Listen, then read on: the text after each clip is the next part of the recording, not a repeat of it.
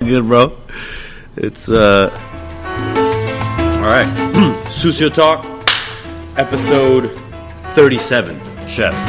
I'm here with Chef Michael Corvino at his restaurant, lovely restaurant, Corvino. How'd you come up with the name? Well, I know it's your name. my name. But is it because it means the? I was reading what it means, right? And what is the bird there? It's a raven. A raven. It means gotcha. raven in Italian. Yeah. So you pretty much were born with a badass last name. Yeah. It's also the most Italian thing about me. It all wrote itself, right? I'm very American, right? So the most Italian thing about me is my last name. Yeah. All right. So was it always your idea to call the restaurant Corvino? I always had it in the back of my head. Got you. And I still wonder if that was the best idea. I mean, it's great. I mean, it fucking worked out. But you know what I mean? It's good. Yeah. I mean, I don't know if I would use my last name because it doesn't mean much of anything. So it'd be like, oh, it's just Dave's place. You know what I mean? So, Chef, thank you for having me. Thank you for those Chilaquiles. They're fucking bomb. Who made those? Gloria. How long has she been with you? A little over a year. A little over a year. Where'd you, did she come? It's unfortunately like one of my buddy's restaurants Closed. Got by the pandemic. Got you. Fortunately, I got Gloria. Well, I mean, she's amazing. Yeah. She makes all her pastas. She bakes all her bread. Okay. She brought one of her friends who were just keep getting busier, right? So and there's does just it all with her. two powerhouses down there. Very cool. She loves to make breakfast for guests. I mean, that was amazing. Chilaquiles, eggs, the beans were fantastic. The raw onion. Oh, I haven't had that home cooked in a long time, so thank you very much. But Chef, here on the show, we go all the way back to when you were a child. Where were you born? Walla Walla. Okay. Washington. Okay. What was that upbringing like? Small town? Small town. Yeah. 35 to 40,000 people. So Okay. It's a small town. Eastern Washington, so it's very, very rural. Yeah. Eastern Washington, Oregon, Next to the Idaho. close to the water. It's all on that other side of the mountains. Okay, It's very okay. separated from the coast, right? Got you. Separated from the coast. But Walla Walla is this little green valley in the southeast corner, right on the border of Oregon. Yeah. And it's super green, and it's got the Blue Mountains, so this mountain range surrounding it. So it's pretty cool. Sick. Yeah. What kind of activities were you doing growing up? So skateboarding. Okay. Skateboarding, mountain biking. Outdoors. Yeah. Gotcha. I was pretty competitive soccer. Okay. Yeah. What'd your parents do? My dad's a shrink. Okay. Was a shrink. My mother was a school teacher, but she had 4 kids. Yeah. And that was her. Kids all day. Kids at school, kids at home. All day, and she supported the stuff we did. You know? Yeah. She took us to skate parks all over the Oh, that's West cool. And soccer tournaments, stuff like that. So, Yeah. Yeah. Did your dad have a home practice? He did. So he moved. Okay. He moved to Walla Walla because it's got like the gnarliest prison in that area, right? Okay. And it's because they're like get it far away from everything, right? Yeah. I did not know that. And, the gnarliest prison in Walla Walla. That's the Walla Walla story. They chose the prison over University of Washington because they were like it'll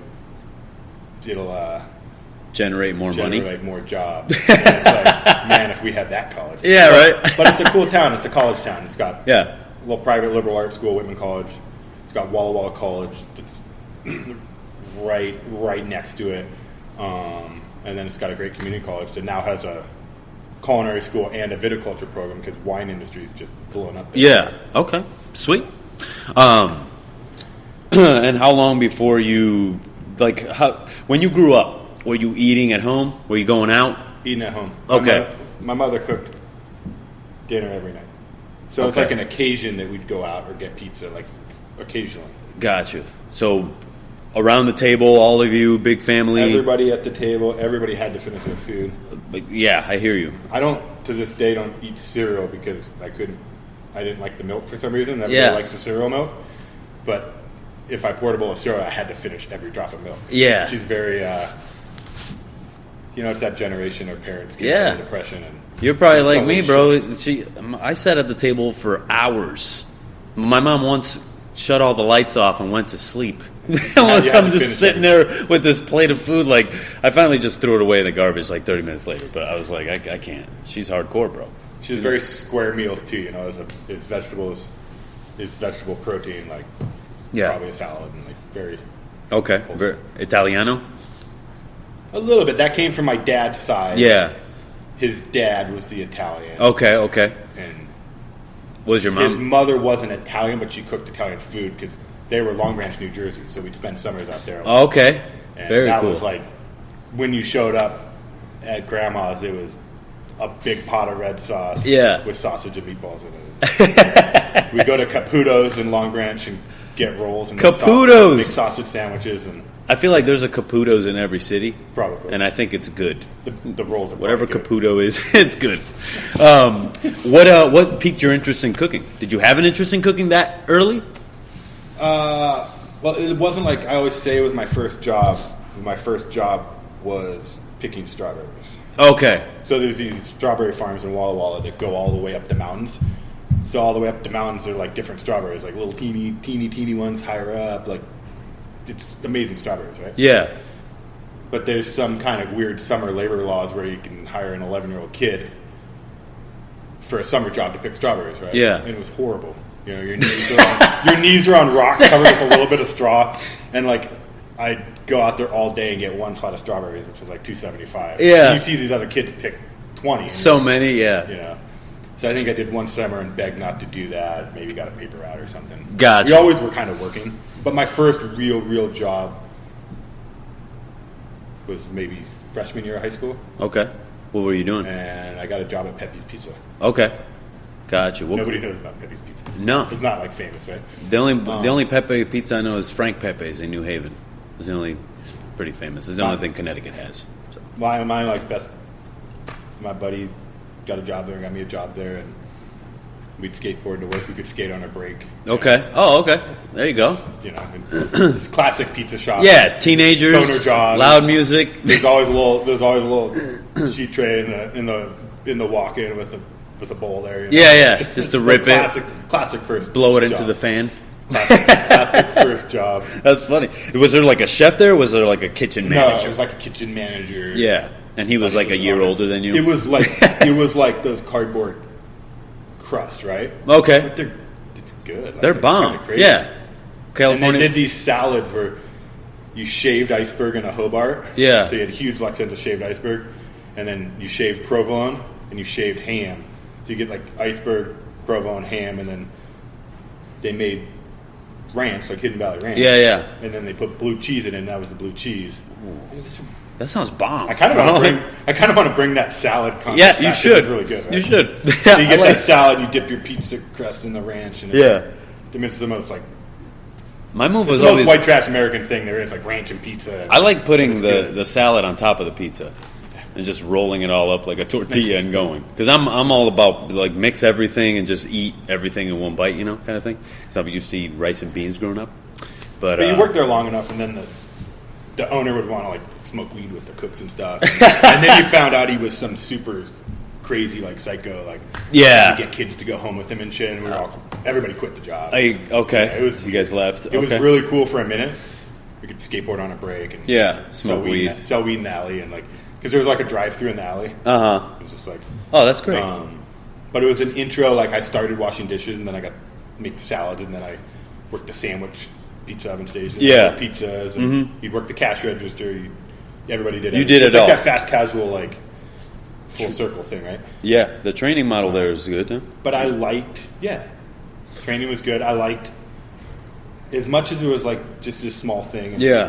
Run by stoners, like the systems were there, and it was very simple. Okay, and everything worked, right? Yeah, as long as you have SOPs. I mean, anybody could do it. I just like that work hard. My mother was very much like push that work ethic into it. She's like, you need to show up at the door and show up every day and ask 100 times. And now we kind of think that's annoying. Yeah. But also, like, nobody does it, and if they do it, you give them a chance. Oh, yeah, for sure. Nobody does it. That's how I got my chance at Meadowood. Because the chef's like, there's a fucking culinary school down the street. Nobody ever walks in the back door. You know what I mean? Like that. To all the cooks out there right now, that's how you get a fucking job. Just show up. Go ask. Show up. It's also buyer's market. If you're a cook, go cook where you want to cook. Yeah, Like, exactly. Go to the best restaurant and just go. Especially right now. You can get the job. Especially right now. A lot of people dropped off after the pandemic. Where did you go from the pizza shop? So I went from there to this other restaurant. There was like I think it originally was an Italian restaurant, and then they morphed it into kind of a steakhouse. And it, back in the day, was like the nice restaurant in Walla Walla. Yeah. And it still had the essence of that, but it was like kind of changing. I think it had changed ownerships a couple years ago. Yeah. It was really interesting mold. It had a baker, and the chef was like prep guy in the morning, and the baker, and they'd been there for 20 years or whatever since the previous ownership. Yeah. And they made the lasagnas, and they made all these salads in the salad bar, and they made all the sauces, and they did everything. And then lunch and dinner was just straight line cooking. Okay. And it had this salad case, like they had a pea salad, a broccoli salad. So there was like no cold station. It was a really weird restaurant. Okay. Looking back, and I hadn't thought about this for a long time until now. I was like, there was no cold station. There was 2 hot lines with that like island in the middle, but the hot lines on either side is like a saute and like a huge griddle. Yeah. And a huge fry station, and it was busy. Yeah. And there wasn't great cooking there. I mean, some of the stuff in the morning, there was like, I think was really good cooking. That it was like that batch production stuff, and it was consistent for that. Yeah. So it was smart. Okay. Like we sometimes think that mindset. Here, look how big this restaurant is, right? Yeah. A lot of It's got to be seats. consistent, right? Damn right. But I just remember the saute station. Literally every dish was sauteed garlic, white wine, and cream. Like every, and then it was like you might add pasta, you might add chicken. Like so now, all the way later, I'm like, it was really one note, right? Yeah. But you learn to just hustle and Bang. and line Yeah. How many covers were you doing? 300, 400? You just, yeah. Hundreds. It was busy. Yeah. One of the stations was like microwave technician, right? You're like lasagnas in the microwave, all that Yeah. kind of stuff, and then you put it in the broiler, and then you put it on a new plate. But when you got to do dozens and dozens, it's like you're counting, and it's math, and it's that's line cooking, right? Yeah. Chef Mike is put hard to work there. Work that microwave. Yeah, dude. I remember I used to work at restaurants where it was like, all right, put the stuffed pepper in the pint container, wrap it in plastic, and when you get the order in, you got to throw it in the microwave for 5 minutes. Same thing. Yeah. Steam. I think of some, as long as you find the right path from there, I think a lot of cooks and chefs end up in a really good place that serves them really well from that start. 100%. I suppose, like, if your first job is a linea, and then, you know, like, all you know how to do is, like, make gels. Make gels. Like, I mean, like, we sometimes in our tasting meeting, we're like, okay, we got to make sure we're cooking. Yeah, yeah. Right? Like, I hear you. Cooking is what the soul of what we're doing, right? Mm-hmm. I was talking to one cook, and he was like, it was Troy George, and he goes, we cleaned more than we cooked at Grace when he worked at Grace. He's like, if your first job is Grace, you're never going to learn to cook a hamburger. No, definitely not. I mean, he showed up there when he was 37, which is unheard. I've never heard of that in my life. Like a person who's like 37 years old rolling into a Michelin kitchen and like starting from the bottom. But he killed it, and I just did the episode with him a couple days ago. How long did you stay at this line cooking job? So I was there for, I think, a year and a half. A year and a half. At this point, what, you were junior, senior in high school? Junior. I think I was junior, senior year at that restaurant. Okay. Yeah. Did you have any thoughts of going to culinary school, anything like that? Yeah. So I was, like, all my skateboard buddies, we had 2 bands in the group, like band, and one of them had this ska punk band, and he went to Johnson Wales in Portland, and I was like, okay, that's what I should do, right? Yeah. And I knew that I would like cooking in restaurants. It was fun. And this kitchen was very like, it was just like that pirate kitchen. And yeah. I mean, you saw bad sides of it too. I remember when the chef left, they promoted the assistant guy. And it didn't take me long to realize, like, we did split shifts there. Yeah. And he was like, well, come to my spot on our lunch break. And it was like, I showed up, and the other cook was there. It was his roommate, and we're going to go back for dinner. And he's like smoking a glass pipe. It's like a crack pipe. Like, what the fuck is going on? Yeah. Like we were like the smoke weed and skateboard and Yeah. party.